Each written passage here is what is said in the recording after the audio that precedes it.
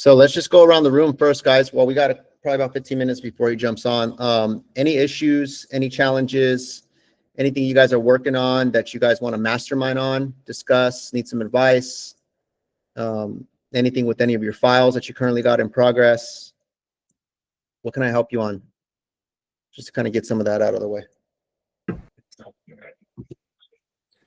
Not sure if this is something you can help with, but I've got that new build closing at the end of the month. And I was told today that I cannot attend the final walkthrough. And that's the builder policy, and it's all builders policies right now. And I had heard that, but I'm really surprised that when I called her out on it, she's like, no, you can't go. My clients aren't real happy about it, but you know, if it is what it is, I'm like, well, you know what, FaceTime me, and they can't not let you talk to me. Yeah, that's what I would suggest. I think someone else had mentioned that before. Be on standby, be on the phone with them, be on FaceTime. Okay.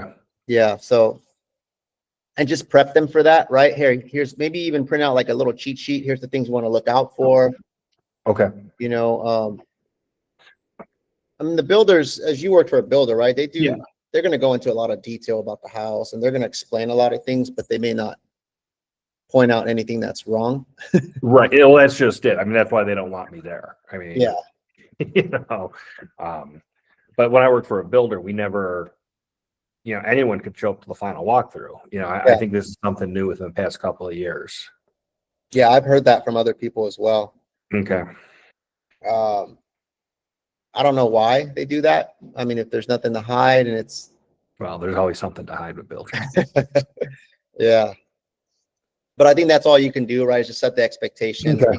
Be supportive, give them info, chat GPT a cheat sheet or something, print it out for them, send it to them. Here's what you should be looking at. And then be available to take a call during that time. Hey, I'm going to block out this time to be available.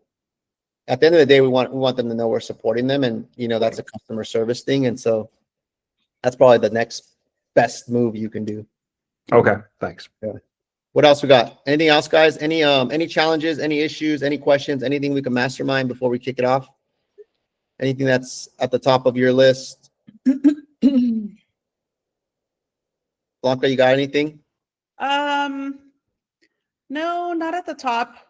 Just embracing the social media challenge, but no, nothing at the top. Let's talk about that. Social media, how's it been going? You guys have been posting, putting videos out there. Great job on that. Some of the team has jumped on that bandwagon as well. What sort of feedback are you getting? A lot of positive feedback. Yeah. Yeah, it's been very constructive, very positive. DMs coming in, which is quite nice. I do feel like the personal videos get a lot more attention than just like the repost or something that's not a video. Yeah. Which I wouldn't have expected. But I do feel like the videos get a lot more attention. Yeah. Mm-hmm. Why wouldn't you have expected that? Because I'm just very, I'm hard on myself. I'm very hard on myself, and I feel like it's not good enough. Mm-hmm. And I'm just now like, I'm just saying, just put it out there. Just put it out there. Just do it. Try not to overthink it. Yep. So yeah, it's working. And some people are giving some very good feedback and constructive feedback too, in the sense of, you know, I'm enjoying your videos. You need to continue sharing more. Yeah, so it's been good. Well, think about it from a consumer standpoint, right? Like, you have what you see online, what you hear from the news, and then you have the truth and the reality that we see in the trenches, right? Yeah. And so you want to be that resource where people come to you to get the real life advice, not what they see on the news, right? So our job as professionals is to help people dissect all this noise that they hear out there with the economy, the news, and the headlines and the agenda that, you know, the media has, right? And give them our personal perspective and experience, right? And so that's why videos are so much better when it's not really scripted. You're just being honest. Right? Yeah. Yeah. And so I personally think like you should just continue to do those and mix those in. Yeah. Right? Yeah. And then the other thing too is if you like writing, like I like writing, so posting a photo and then just writing something from your perspective. Well, right. Yeah. So let's say you don't feel like talking a lot, but maybe put that into a written, little mini paragraph. Yeah. And short, simple, I think is the best way. You're right. And I feel like sometimes I overthink it, or we overthink it, and posting the simplest thing, like your pet or having a drink with your hubby or unwinding or whatever. It's pretty interesting how many people resonate with that. They're like, oh my God, same, cheers, or oh, I love your dog and my dog, and it just like connects in a personal level, which is quite nice. Yeah. Yeah. Absolutely. Yeah. What about John or Richa? What's been your guys' experience so far?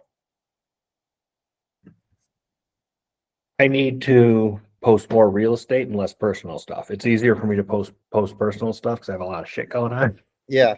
But I need and like Blanca said, I get too hard on myself when I'm trying to do real estate content. And it's like, I did that one video where I was driving. Aside from getting yelled at by my wife for videoing while I'm driving, she's like, that's a shitty message to send. Don't ever do that again. I'm like, all right. I did that video 4 times before I sent that one. And I wasn't even real happy with that one, but I was like, screw it, just send it. I just need to just say it's fine and send it. And each one will get better than the next one. Yeah. Than the last one. Yeah. 100%. And just remember, guys, like, we're not going for perfect, right? And that's the other thing that sometimes people get confused with, that you got to be perfect. We're humans. We're all real people, right? So you just have to be honest and it's like, this is your TV show. So your social media channel is your show, right? And so people are going to tune in if they like the show, and they're going to tune out if they don't like the show. But don't change your show because you're trying to appeal to everybody. Just make it your own show, right? Like, that's the message there, right? So John, you have a certain personality, a certain perspective, a certain sense of humor. Just be you, man. Like, I'm starting to learn that I like your jokes. I filter myself a lot. Yeah. and I'm learning I could probably do less filtering, and not everyone's gonna like me, but you know what? Enough people should. Yeah. That I don't want to work with people that don't want to work with me. So if you think I'm a certain way, and then I'm not that way when we meet because of what I post, then that's gonna cause issues. Yeah. So and be tactical, right? Like, you got to be strategic too on, you don't have to tell people everything about you, so it's obviously, it's going to be orchestrated, right? Or whatever message you want to get out there, but it should be your own message, right? Right. If you talk about politics, you're going to lose 50% of the people. So those are one of the few things that, like, politics and religion. Yeah. If you go too much in the weeds about that, half the people are going to disagree with you. So that may not be the best move, but there's a lot of other shit to talk about than politics and religion, right? Like, right. Yeah. No. So I would just talk about your daily life, and then talk about what's happening in your business. Like today, the question you just asked, like, or whatever, I have this issue, new builds, they don't want me to be there. That's a great video to talk about right there. Yeah. Here's what I'm going to do for my client, which is the next best move. And then ask a question to the audience. Hey, what do you guys think? Should your real estate agent be allowed to be there with you at the final walkthrough when it's a new build? One, yeah. Right? So talk about the story, talk about what you're doing, and then pose a question to the audience, because that creates engagement. And I guarantee you're going to get people commenting and chiming in, which will lead to conversations that can turn into business, right? Yeah. So I think you definitely mix those in. What I would encourage you guys to do when you're posting is stop trying to make stuff up. Just think about this past week. What are the things that I ran into in my business? What are the questions I got? Who did I talk to? What are the situations I was in? What are the scenarios that were presented? And just talk about those, because those are real scenarios that you don't have to make up. You're just, documenting it and giving it to the world, right? But I think that's the problem. When you're trying to make stuff up, then you're trying to go for perfect instead of just sharing your experience, right? Richa, how's it been going for you? Oh, sorry. Richa said she couldn't talk. Sorry. Yeah, Sorry. but I'll quickly give my input. So far so good. I am a bit of wanted to keep my private life private, so that's kind of struggle for me to bring it on social Pleasure. media. Sorry. But in general, I really enjoy that. I see a lot of improvement, and I really like it. I mean, yeah, posting is posting is really good. It helps. Yeah. Great job on that. Great. Great job on that. I'm curious. You said the word keep my private life private. What do you mean by that? So social media, I joined very recently. I was out. I was not on Facebook, not on Instagram, sharing the family and personal things. Yeah, was like a challenge for me. Is it that you don't want people to know that you have a family and you have a life outside of real estate? Are you scared of what they might think? What I want to No, peel that back a little. not no, nothing. Just no fear that I don't want that people to know about me. But in generally, I mean, that's my personality. I think. Okay. So now here's my Yeah. follow-up question. When you meet with the client, do you talk about who you are personally? Like, do you tell people you have kids, you're married, anything like that? Yes, I do. Do you talk about maybe if you're traveling or find like common interests with people? If it comes in the conversation, yes. Okay. So what I'm trying to get at is you're already doing it. You're already talking about who you are when you're meeting with clients anyways, right? So all this is just an extension of that, which Mm-hmm. is what I challenge you to try to look at it from that perspective. Mm-hmm. Share as much as you want, but you got to remember people are going to choose you because they like you and because they trust you and because they have some sort of connection to you, right? Mm-hmm. And so the only way for someone to find a connection with you is to know a little bit about who you are, all right? So like you have kids, I have kids. Great. Do they play sports? Yeah. Okay. Well, I know what that's like, going to the soccer games, going to that, right? Stuff like that. Right.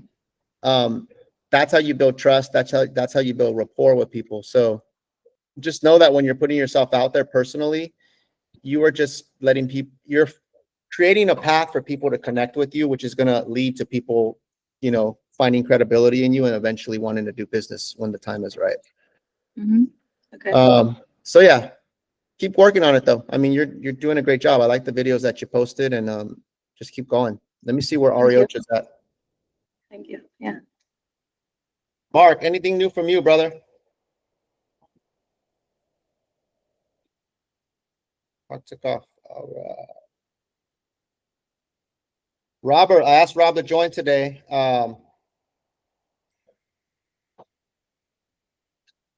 What's going on with you, brother? Anything you can share with the group? What's working for you? Challenges? No, nothing much, man. Just been behind the screen and just making phone calls. Yeah, you said you've been having a lot of success with dialer and getting leads from what, circle prospecting or expires or FISBOs? Yeah, I'm averaging probably about I would say 3 listing appointments a week. I have one on Friday and I have another one on Saturday. Nice. So yeah. What are you noticing with the people you're talking to? Do you feel like, is there anything different now as compared to before? Is it pretty much the same stuff, just figuring out where sellers are at, what their motivation is? Any new stuff that you think we gotta look out for? No, I think the biggest thing is just going to be focusing on the list that you end up pulling to call. I think I ended up talking to meeting a guy that's helping me with pulling lists, and I'm noticing that lists really do make a big difference. So that kind of, usually the guys that I'm calling, the people that I'm calling is because there's the opportunity to sell is on the table. Got it. Yeah. So get in front of the right people who are either raising their hand or people who have the characteristics of someone who would want to make a move. Right. Yeah. And it's the same thing, guys, that, even in FUB, right? Is what Rob is talking about, whether he's prospecting and making calls, it's the same thing we use in follow-up boss when people are raising their hand. The people who are clicking on the websites, who are keep seeing properties, stuff like that, is going after those people who are showing engagement.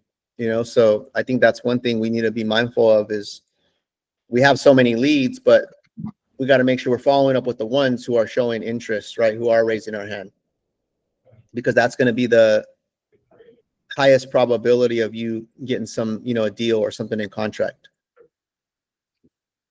Let's see.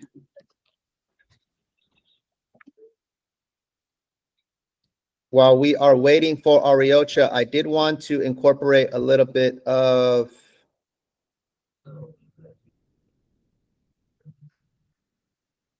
accountability here.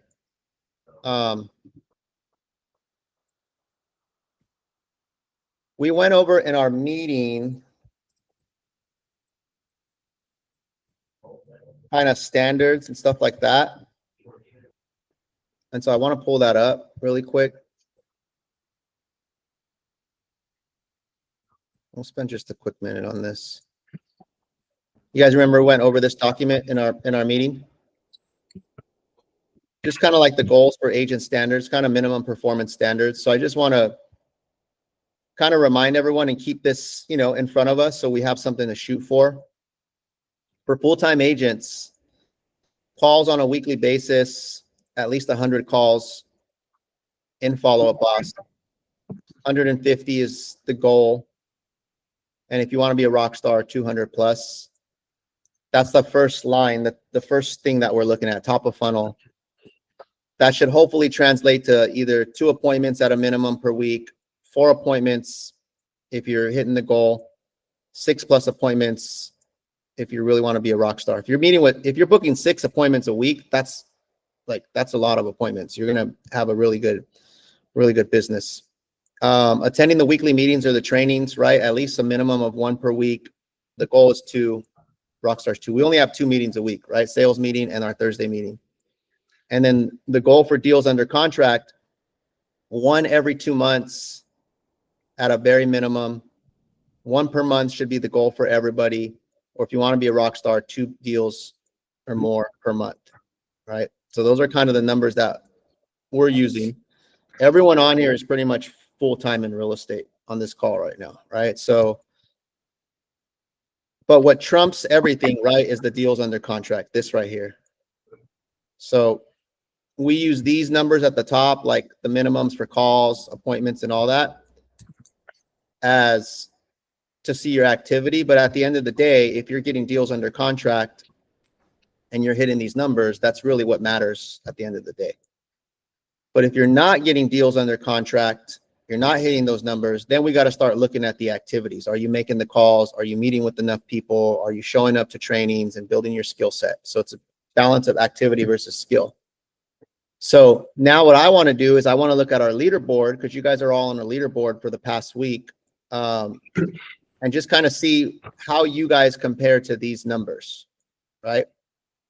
So this is just a quick check-in. And so I'm going to share this tab here. And this is from last week. And so keep in mind, if you're not tracking stuff in follow-up boss, it's going to be really hard for us to know where you're at. So if you're not entering your appointments or anything like that, we're not going to know. But let's kind of go through each person and see where you are tracking as compared to the standards. So Blanca, how do you feel you're doing in this past week? I need to step it up. Okay, because last week you had 1 appointment. And I don't know if that's accurate. I don't know if everything's tracked in follow-up boss, right? Yeah, no, it's not. But I need to step it up in the sense where I need to really just track on follow-up boss and make sure that I'm able to see this leaderboard or the dashboard so it keeps me on track. Yeah. This is a good exercise, right? Like, use this as a tool, right? If you check this and you're looking at this on a weekly basis, it's your own kind of measuring stick, right? So you can know, okay, hey, this week I got to step it up. Maybe last week wasn't my best week, but it's a new week, and now I see where I got to step it up, right? Yeah. I'm seeing, like Blanca, I'm seeing 19 calls. I see you had one appointment. Mm-hmm. First, we got to verify the accuracy, right? Did you only have one appointment last week? No, I had 3. Okay, you had 3. Okay. Yeah. So if you had 3, and we look at this tab, you were between the minimum and the goal, right? And so my question to you, Blanca, is do you want to be minimum, do you want to be goal, or do you want to be rock star level? Rock star level to end the year strong. Okay. Yeah. So then we know if you had 3 appointments, you got to try to shoot to get to 6. For right? 6. Mm-hmm. And so if you only had 3, then I got to look at, okay, well, are you making enough calls? Are you jumping on enough leads? Are you prospecting enough, following up enough to get 6? Right? So it's not like an exact formula, but we know that the more calls you make, the more people you talk to, the more appointments you're going to book, right? Right. And so in this scenario, if you had 3 appointments and you want to get to 6, I can immediately see where there's some room to improve just on your output. Right. Right. Mm-hmm. So more output, right? So my recommendation is, these next going forward, make sure you're hitting a certain minimum number of contacts and conversations in FUB. Right. Okay. Let's look at someone else. John or Mark, who else wants to go?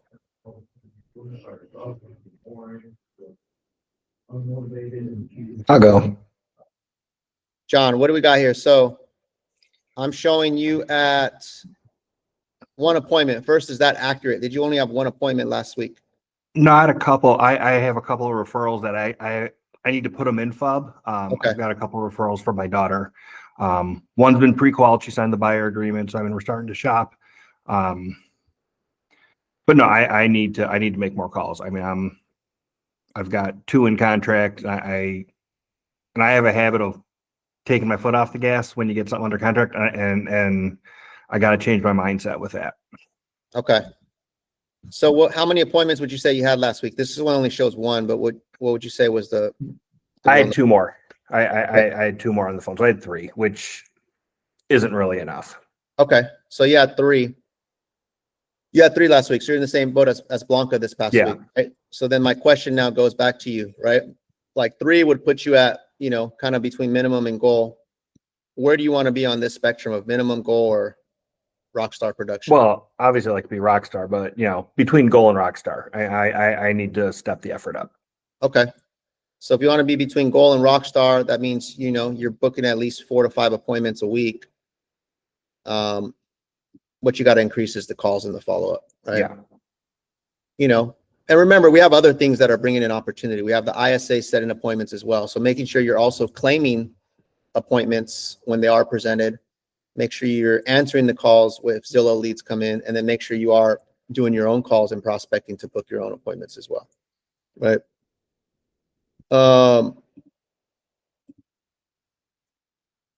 But Ariota just jumped on, guys, so we'll turn it over. We'll get him, so we can talk to him.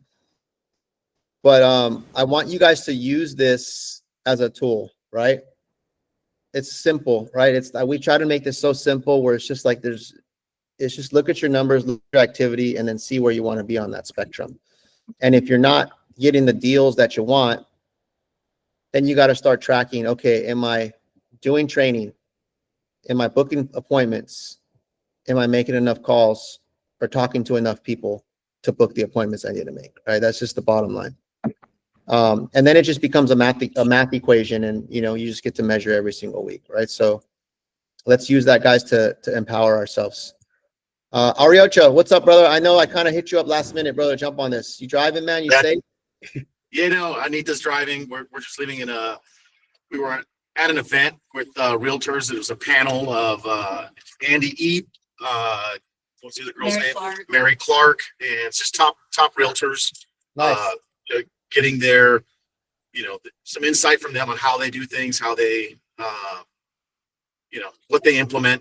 and how they stand out, right? And that's the key for, what I took out of that meeting is how they stand out against other realtors, right? How do you win that listing? Yeah. And that was, the first step, right, is getting clients to call you, right? So they're so busy now that they don't even have to really drive the phone calls, right? They're getting people to call them because they're standing out in a certain way. And that's kind of like the niche that I'm trying to share with realtors is how to differentiate yourself from the pack. Yeah. Right. And capital gains is a big one, right? It's huge. And you're going to be in that 3 million, 2 million, $4 million market because those people have capital gains problems. Yeah. Right. So it's how do we attract those clients, right? Having the conversation about capital gains and how you have a solution, a strategy, and then leveraging, right? Another thing that these agents talked about is how they leverage, whether it's an assistant that they have, right, to do a lot of the tedious things that, where their main thing is they want to talk to clients, right? That's where their focus is because that's where the money is talking to more clients. Having a message that works, and then leverage, right? So again, I'm a leverage. I'm part of your guys' team, right? So leverage me. There's agents that use me more than others. The ones that are booking me on 2-3 appointments a week are getting traction. They're getting listings. They're moving sales, and I'm part of the team here with Enrique, but we're also part of a few other teams here in the Bay Area, and some of them down south in LA and San Diego. So, they're whether it's on Zoom or whether it's in person, I will make myself available to help you guys land these listings. Yeah, definitely, man. What were some of the ways that these guys were getting business? Like you said, they're getting people to call them for business. Was there any ways that was really working for them? Yeah, I guess it's just getting your message out and being consistent. Yeah. Right. With that message. So, I can tell you that this capital gains is a huge, nobody's really targeting this. So if you get that message out and you're consistent with it, you're going to see, and it might not be this month, it might not be next month, but if you're just consistent with it, you're going to get business from it. Right. And you're going to get higher end real estate deals. Yeah. So, it's just being consistent with that message and getting it out there. And then where we go from that is we leverage, right? You leverage me as a capital gains tax strategy. I have someone on my team that, specializes in this, and we can have this conversation. So, what that message is going to be, you want to get a hook, right? Yeah. What is that hook? That hook could be, hey, if you're thinking of selling, but capital gains is stopping you, would you like some information on the legal ways to not pay that tax, or how to defer that tax, or whatever that marketing plan is, whether it's social media, whether it's marketing, getting that out and then just being consistent with it. Keep marketing it. You're going to get calls, and then you're going to connect me with them, and we're going to leverage, and then we're going to land that listing together. Right. Yeah. So that's how this works. And then, we can go over how we do it, what we do it, but the best way to learn is to bring a client to the table. Right. Yeah. Is bring that client here, and then let's go to work with them. Right. Let's show them how they can defer, minimize, or eliminate that tax. Yeah, definitely. I think I always look at it from a marketing standpoint, right? It's like we can leverage you for marketing, right? We can do, a podcast with you. It could even be something like this online, and we just record it, and then we use that and we put that out there, right? Exactly. Or we interview you, right? Or we do a quick little reel or something with you so that we have marketing material that's out there on social media, to our audience, or emailing it to our potential sellers, stuff like that, right? Yeah. Consistency, though, I think is the key, Enrique, because if you do it once and then you veer away from it and go to something else, you might not get as much traction if you're talking about it on a, whether you send, your marketing, whether it's, it doesn't have to be the same message every single time. The flyer doesn't have to be the same flyer every single time, but always bringing it up on a monthly basis. You get buyers or sellers that, the timing might not be right now, but if they're constantly seeing this message, right? And then that message is a pain point on why they're not selling, but they want to sell, they can, and eventually will reach out to you. Right. So that's key. Yeah. Anita just shared some stuff with me and I could pull it up. Let's see here. Yeah. Some of just different, Tell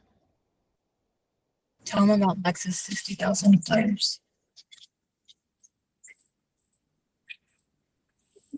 You're sharing one of the flyers, yeah. Let me see if I or a can social pull it. media reel, or so on Anita's and a couple of the realtors that we're working with on our team, they are, they're putting this in social media, they're putting it out on mailers, they're consistent with having this message, and it might not be every single time, but a lot of their messages are related to this, and they've been doing it for a few months now, and they've been booking me on appointments. So these are the future listings that they're going to land. And, we landed 3 or 4 listings this week. I believe a 5th one's going to come on. And these are all $3 million deals. They're in Cupertino, Los Altos, Mountain View. I see this working, right? And I knew it would, because Flyer here. Are you guys able to see the screen, the flyer? I don't see it. Okay. I might need to, let me see. Why don't you share the story of the listing that you went to yesterday?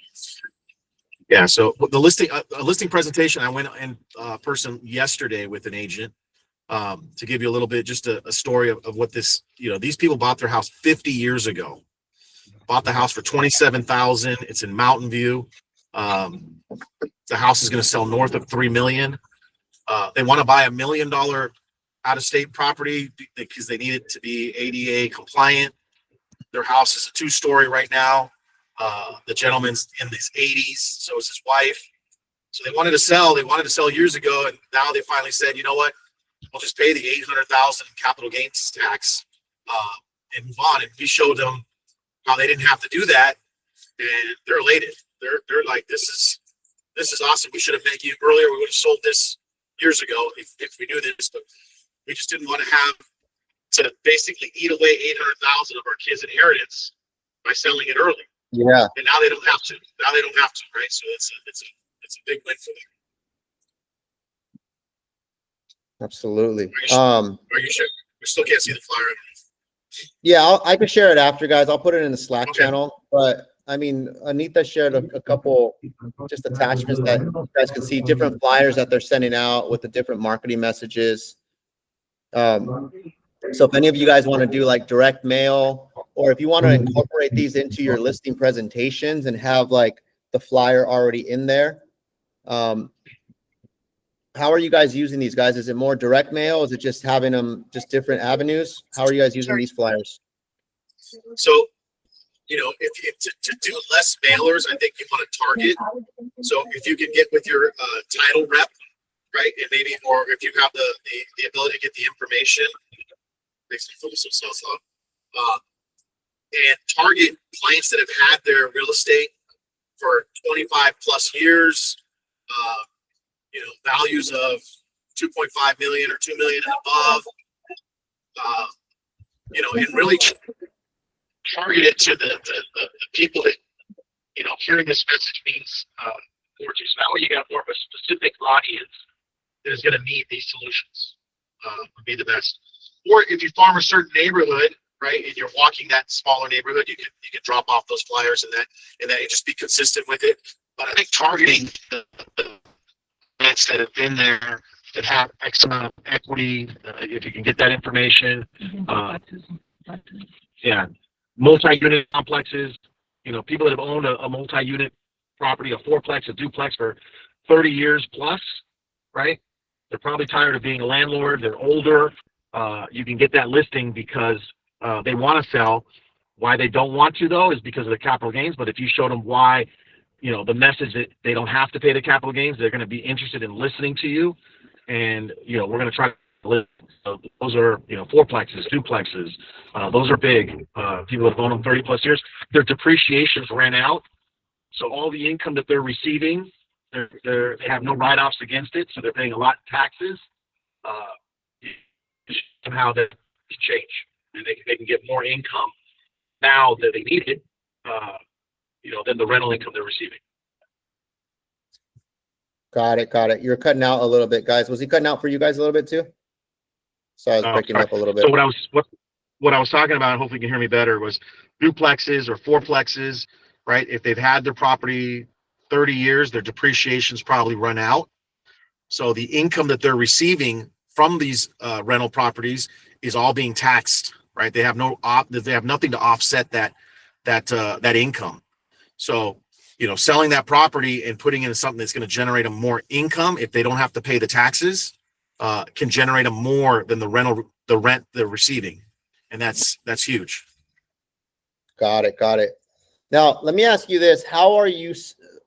Where are you finding success on like when to introduce these concepts? Are you guys just leading with this up front, or are you more just talking to sellers and then talking about it during the consultation? Or it seems like just all your marketing is just geared towards this up front, because right? Exactly. So if you target the capital gains and the pain points that the clients have, we're going to go over solutions, and then you're the realtor, right? We're going to land the listing. They want to sell, they need to use a realtor. And now you're showing them the value that we have with the pain point that they have, and then I'm here to get the listing with you so that we can control this sale. But I think just talking about the tax and showing them how there's different ways to legally defer or minimize that tax gives you an upper hand versus the other agents that are out there, because they're not talking about this. Got it.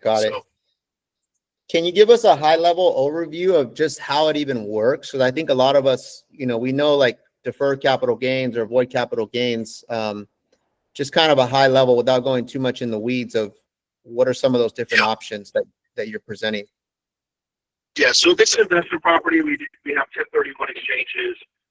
Everyone's probably familiar with that. And then we have different ways to take it into these things called DSTs, which are Delaware statutory trusts, that then they don't have to be a landlord. They can get income from them, or there's ones where you can pull income from. But the deferred status trust, that uses installment sale law, which is Internal Revenue Code 453. So if your client doesn't receive the money, the tax isn't due. So let's just imagine that they were going to receive $2 million, but instead of receiving that $2 million, right, they sold their sale to this business trust that these tax attorneys set up, right? The business trust that sells to the end buyer through title, the money's in this business trust. So imagine if in that business trust is this $2 million, 1.2 million is your money, and 800,000 would have been the IRS's money. Right? That if you would have received it, 800,000 of that $2 million would have had to go to the IRS. But because you haven't received it, the business trust is holding it. You essentially have your $1.2 million, and the IRS is 800,000. Breaking up. It's breaking up. It's really spotty. You keep cutting in and out. Sorry. Okay, I'm almost to my office, but hopefully you can hear me a little bit better. But essentially, you have your 1.2 million. Of your money and the 800,000 of the IRS's money generating you a rate of return, right? Because otherwise, that 800,000, if you would have sent it to the IRS, that money's gone. But while it's in this business trust, this irrevocable business trust that the tax attorney set up, what your clients own is a promissory note. That business trust owes them the $2 million, right? If they took the $2 million, they got to send 800,000 to the IRS. But instead of doing that, that money can be invested. Now, it can be invested in real estate. It can be invested in stocks and bonds. It can be invested in retirement accounts. It can be invested in anything. As long as they don't take it out as distribution, they don't have to pay the tax. So we invest that money. Let's say it gets them a 10% rate of return. They're generating $120,000 a year from their own money, and the IRS's money is making them $80,000 a year. So they're making $200,000 a year. essentially for the rest of their lives. They don't have to pay that capital gains tax if they don't receive that 800,000 or that 1.2 million. They don't take that money. So it can generate a rate of return, and they can receive income from it and pay ordinary income tax from that money. Got it. So because you put it in this trust, they never actually receive the money. The money's in the trust, it's being invested. So now it's making interest, and they can still receive the interest, right? Just that's income. Or the principal, or they can receive the principal. So they have the ability, right, to when they want to receive the money. So let's just say that $2 million made 200 grand in interest. They take that 200 grand, they pay ordinary income tax, but they wanted another 200 grand. So they can say, okay, let me take another 200 from this, right? So they got 400,000 now, but 200 they will pay income tax. The other 200,000 they will pay capital gains, but it's only 200,000 of capital gains. So they will only pay that at a 10% rate versus a 20% rate that the IRS would have took it if it was 500,000 or more. They can also take 100,000 on December 31st and 100,000 on January 1st. So you defer it over 2 tax years. So now maybe they pay nothing, right? Because it's 100,000, right? Or this year they had a capital loss on a business that they lost 300 grand. So that's an opportunity to take 300 grand of capital gain, and you offset it with a $300,000 loss. You pay no taxes, right? Yeah. So they have control over when to receive it, when not to receive it. They can strategize, and they control that. Got it. So because you're not taking it all up front, you're not getting hit with this big old tax bill, and then you could strategically play around with that money or pull parts of it out to Exactly. do it in your favor, where you're going to pay either less taxes or no taxes, or keep making money off of that money, right? Yeah. So it while it's in the trust, it compounds and grows tax free. Yeah. Right. So it can compound and grow, and then as you take distribution, is whether you're going to pay if the money's grown, you're going to pay income tax. If it's part of the principal, you're going to pay capital gains tax. But you control how and when you pay your taxes based on the income that you're receiving from it. It's all owed to you, right? And you control when you receive it. Got it. Yeah, so I think it's good that you're clarifying this, because a lot of people don't really know how it works, right? They just know the concept, right? Hey, defer, avoid, don't pay tax, stuff like that. But it's important to know, like, it's going into a vehicle, and that vehicle, now you can choose how you drive that vehicle, basically, right? Yeah. Imagine it like title, right? It's like escrow. The money's sitting in escrow, and until your client receives the money, the tax isn't due yet. But escrow can't hold that money forever, and escrow's not going to invest that money on your behalf. So instead, these tax attorneys form this irrevocable business trust that can do all that, right? You haven't received the money, it's sitting in this trust, and then that trust, that money can be invested in that trust, and then you ask for the money. It's like you asking for the title. Hey, don't send me all of it, just send me 100 grand. Okay, now send me 400 grand. Now send me whatever. As you receive it, right, it's owed to you. So you have a promissory note, and that money is sitting there, and it's investing and growing, and then you take control of the money when you ask for the money you want. Got it. So basically, like, some legal loopholes that you can, by staying within the IRS code, right? It's all legal and stuff like that. Yep. But you're just knowing how to strategically play the game so that you can avoid paying all these hefty taxes up front, right? Exactly. And so I want you guys here on the call, you don't have to be an expert, but I want you guys to have a general understanding of what's going on, so that when you are talking to your clients, you can give them a very brief and simple, high level, not crazy detailed. That's where you want to bring Ariocha in the call, and he can go over all the details. You just want to know the concepts, so that you can create those opportunities, create those phone calls, create those appointments, stuff like that. And then you come in and be the expert on that part of it, right? Exactly. How long does it take? Like, what's the process like? Okay, someone wants to do it. We sign a listing agreement. Now we got to sell their house. What happens? Like, give us like a high level overview of that. Yeah. So, we did one where it closed. They got in front of us with the tax attorneys as they got the offer, right? And it was a 25-day close, and we got it done in time. Now, I don't advise of that. We probably want to share this with your client ahead of time so that we're not rushing and explaining things to them, right? So you want to be able to have them meet with me and explain it. And then we want them to meet with the tax attorney. We want them to meet with the trustee. You know, all these things are, you know, you don't want to rush through this. You want to be able to, you know, give them the ample amount of time to ask questions, to, you know, do everything that they need to do. And then we'll go over the investments with them, what's available to them, what they can do. And really they can invest the money on however they want to, right? They don't have to invest the money, you know. I'll share with them the investments that we do. And then obviously with, you know, there's one investment that easily realtors can get licensed in and share in those investments, right? Yeah.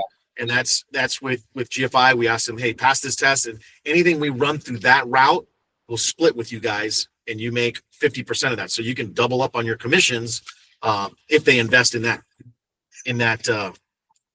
investment. Yeah. So once they just, so you do the planning up front beforehand, right? This way they know exactly how they're going to play this, you know, play this game, all the strategy. They meet with the attorneys, they meet with the trustees, they figure out where they want to invest the money. They see more or less what they're going to walk away with, kind of understand what they're getting themselves into. And then once everybody's good, you guys can start setting things up. We put the house on the market, get it sold. Now, once they get sold, it's all done through escrow, or how does that get handled? Correct. And there's certain escrow companies, title companies that insure the deferred sales trust. So we want to make sure that you know, Orange Coast is one of them, Fidelity is one of them. Just met with I believe it's First American. They want to get in this market. So I'm going to be working with them. So I want to be able to give people options on, you know, different title companies that they can work with, but we want to make sure that the title company is able to insure it. That's number one. And that you're working with an escrow officer that knows the language and that this is done correctly. So it's making sure that the sale is insured correctly. There is language that needs to go into the contracts, the offers. It can go on an addendum, but there's certain language, just like a 1031 exchange language goes in on these contracts. So, you know, we'll make sure that we get you that when an offer's coming in, and we're working with you step by step. So we're not making any mistakes, and we're ahead of the game. Got it. Okay. Yeah, no, that makes sense.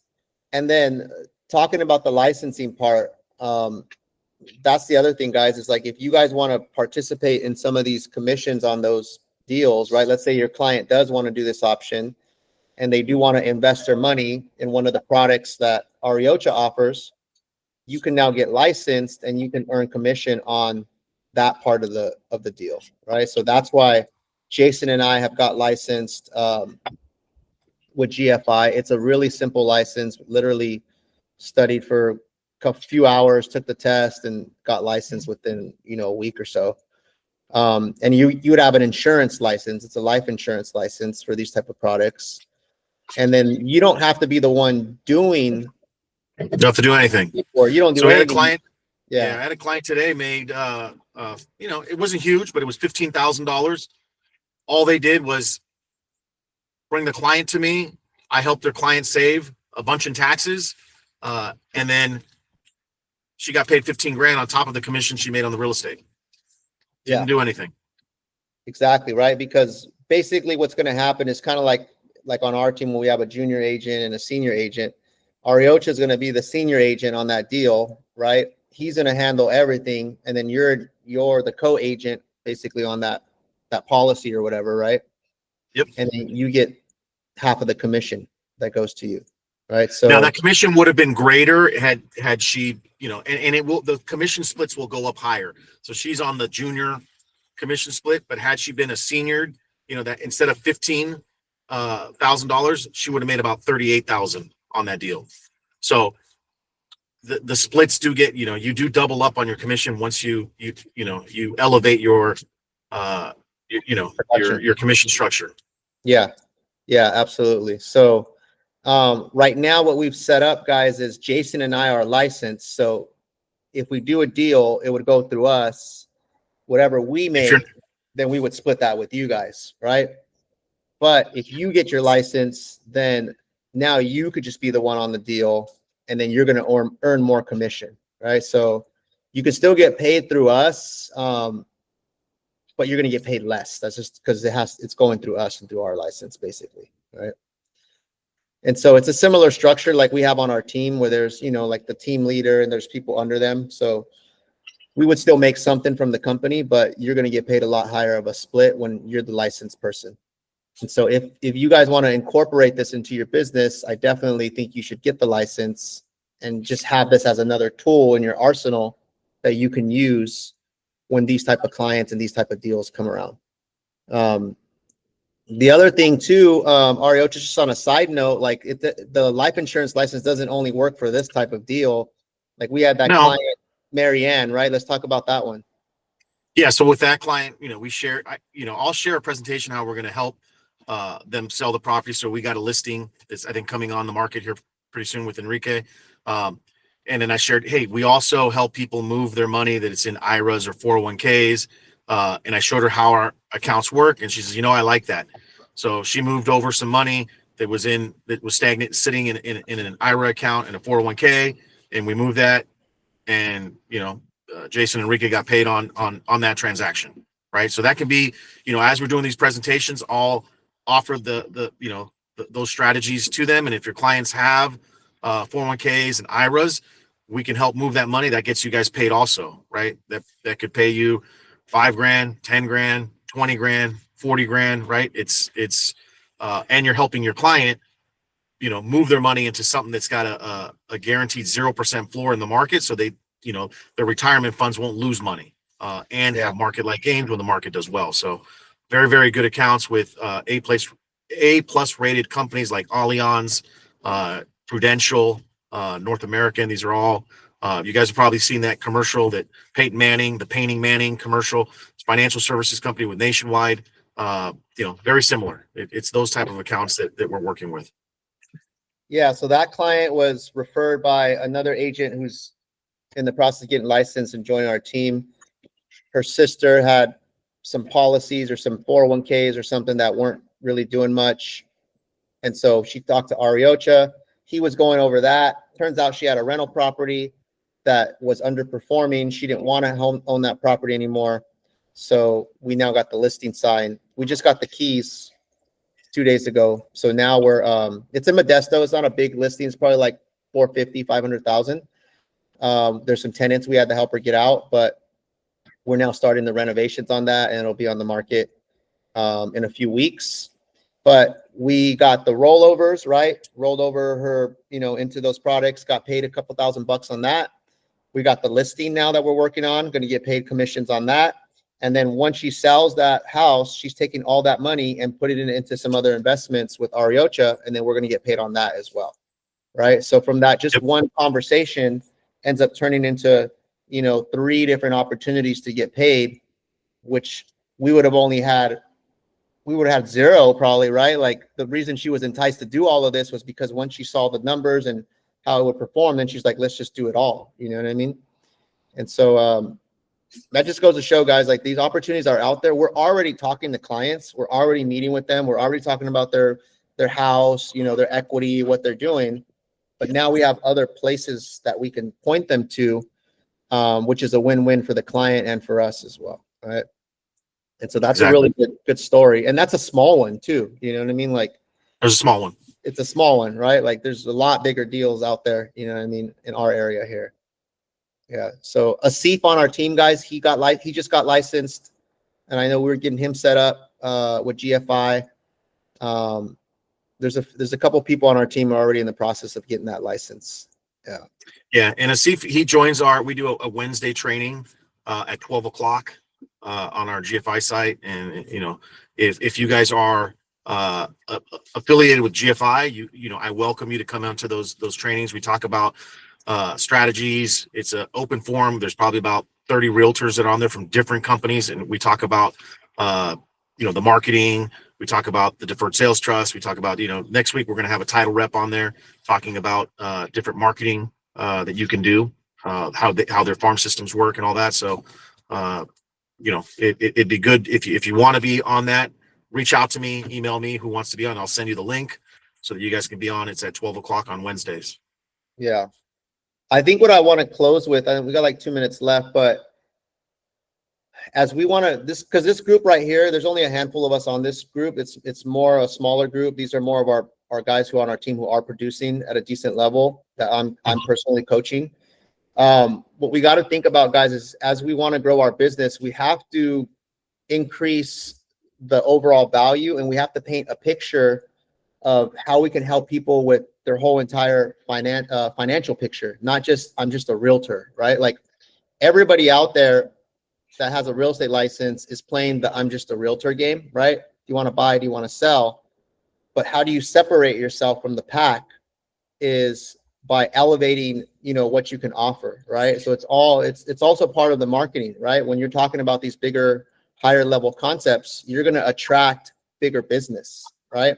If you're only talking about first time home buyer stuff, you're going to only attract first time home buyers who have 3% down, and they want to get into an entry level home, which there's nothing wrong with that. But if you want to take your price points up and you want to get bigger deals and bigger business, you have to start talking a bigger, game and marketing yourself in a bigger way. And so it's going from just average realtor to going to like an advisor role or a consultant, right? And people looking at you as that. And that's over time, that's how you'll attract these bigger clientele, right? These bigger price point clientele. So I encourage all of you guys to really, take this stuff serious, incorporate these concepts into your business. And this is how you're going to get sharper. This is how you're going to make more money. This is how you're going to help bigger clients and stuff like that. That's what all I got. Any last closing thoughts, Ariocha? No, let's just, let's book my calendar, right? Use me, leverage, right? Have these conversations, get this out there, and then let's bring these clients and let's land these listings. I'm here to help. Yep, absolutely, guys. That's all we got, guys, for you today. Anybody have any questions before we wrap up? Any of you guys that were watching on? All right, guys. Thanks for coming in today. Let me know if you need anything. Thank you, Ariocha. Thank you. Thank you, Enrique. All right. All right. We'll see you later. Bye.